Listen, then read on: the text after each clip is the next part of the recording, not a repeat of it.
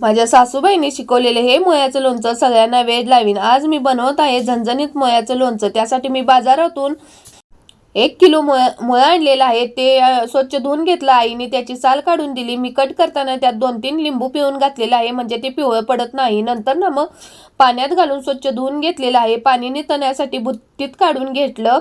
पाणी नितळल्यानंतर त्यामध्ये 5-6 चमचे बारीक मीठ चांगलं चोळून लावून घेतलेलं आहे, म्हणजे लोणचं चांगलं टिकतंय। नंतर ना मग 5-6 चमचे हळद घालून चांगलं चोळून घेतलं। त्यात मी बारीक मध्ये कट करून मिरच्याही घातलेल्या आहे, म्हणजे कसं झणझणीत एकदम होतंय। नंतर ना मग मोहरी आणि मेथी बारीक करून त्याला लावली। सगळं मिक्स करून घेतलं।